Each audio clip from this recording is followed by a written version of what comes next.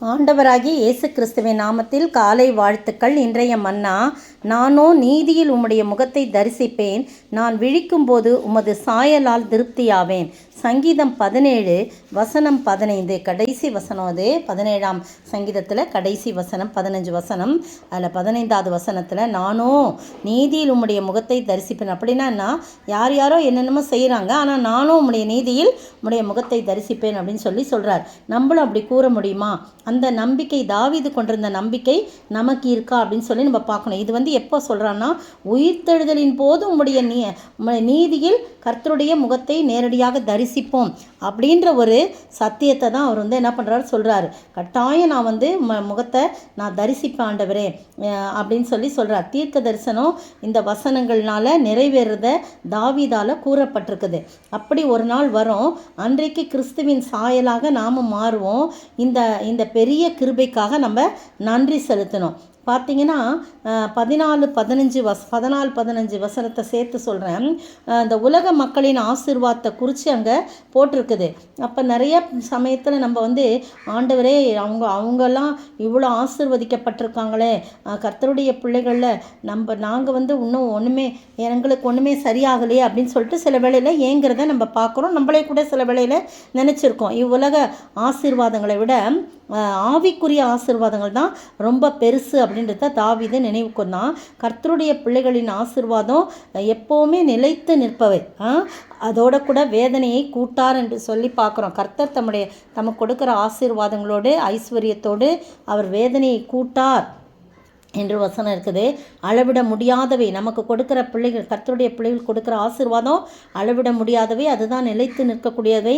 நமது வாஞ்சை ஏக்கம்லாம் எப்படிப்பட்டதாய் காணப்படணும்னா, ஆண்டவரே உம்முடைய நீதியிலே உம்முடைய முகத்தை நான் தரிசிப்பேன். அப்படின்னா என்ன அப்படின் போது, கர்த்தருடைய வருகையிலே உயிர்த்தெழுதலின் போது உம்முடைய முகத்தை நான் தரிசிப்பேன், நான் விழிக்கும் போது உமது சாயலால் திருப்தியாக. எத்தனை ஒரு நம்பிக்கையோடு அவர் சொல்கிறத நம்ம பார்க்குறோம். நீங்களும் நானும் அப்படி சொல்கிறதுக்கு நமக்கு தைரியம் இருக்கா?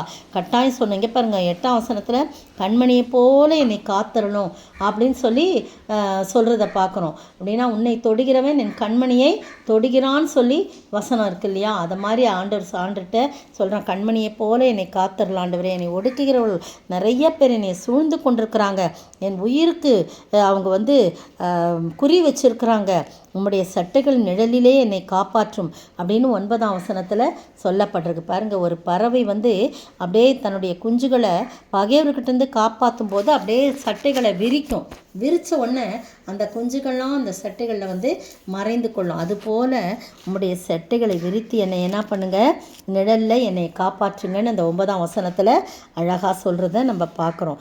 ஏன்னா நாங்கள் செல்லும் பாதையெல்லாம் சத்துருக்களை வளைந்து கொண்டார்கள், எங்களை தரையிலே தள்ளும்படி அவர்கள் கண்கள் எங்களை நோக்கி கொண்டிருக்கிறது. பீறுகிறதற்கு ஆவலுள்ள சிங்கத்துக்கும் மறைவிடங்களில் பதிவிருக்கிற பாலசிங்கத்துக்கும் அவங்க ஒப்பாக இருக்கிறாங்க ஆண்டவரே அப்படின்னு சொல்கிறத நம்ம பார்க்குறோம். ஆனால் நானும் நீதியில் உம்முடைய முகத்தை தரிசிப்பேன், உங்களை மட்டும்தான் நான் நம்பி இருக்கிறேன் ஆண்டவரே, நீங்கள் தான் என்னுடைய நியாயத்தை கேட்டலும். அப்படி தான் துவங்குது இந்த சங்கீதம்.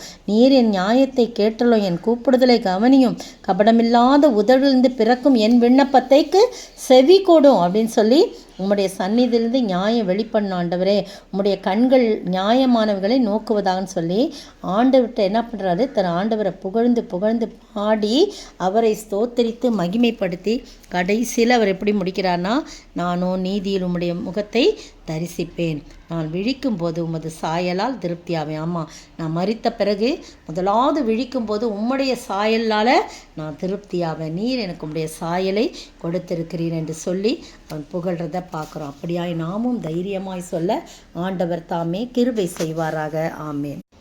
நீதியில் முகத்தை நான் நாளும் என்றும் தரிசிப்பேனே, விழிக்கும் போது சாயலில் என்றும் திருப்தி அடைவேனே, விழிக்கும் போதும் சாயலிலே என்றும் திருப்தி அடைவேனே.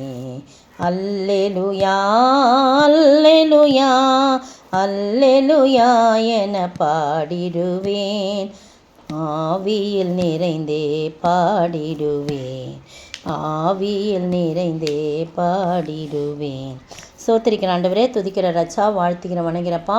எல்லாரும் உலக பிரகாரமான காரியங்கள் இருந்தாலும் ஆண்டவரே நானோ என்று சொல்லி நீதியில் உமது முகத்தை பார்ப்பேன், விழிக்கும்போது உம்முடைய சாயலில் திருப்தியாவேன்னு தாவீது சொன்னது போல நாங்களும் தைரியமாய் நம்பிக்கையோடு இந்த வார்த்தைகளை சொல்ல எங்களை பழக்குவிக்க வேண்டுமாய் செபிக்கிறோம். ஆசீர்வதிங்க, காத்துக்கொள்ளுங்க, வழி நடத்துங்க. உம்முடைய முகத்தை தரிசிப்பது எத்தனை பெரிய பேரானந்தம். அந்த பேரானந்தத்தினால் நாங்கள் மகிழ நீர் உதவி செய்ய வேண்டும் என்று கர்த்தரும் மீட்பரும் ராஜாவாகிய இயேசு கிறிஸ்துவின் விலையேற பெற்ற நாமத்தில் ஜெபிக்கிறேன் பிதாவே, ஆமீன். இதில் பரிசேயர் சதுசேயர் என்பவர்களின் உபதேசம். மத்தேயு 16:12. இன்றைய கேள்வி: பரலோகத்தில் இருக்கிற என் பிதா இதை உனக்கு வெளிப்படுத்தினார் என்று யார் யாரை பார்த்து சொன்னார்? இதை பரலோகத்தில் இருக்கிற என் பிதா உனக்கு வெளிப்படுத்தினார் என்று யார் யாரை பார்த்து சொன்னார்?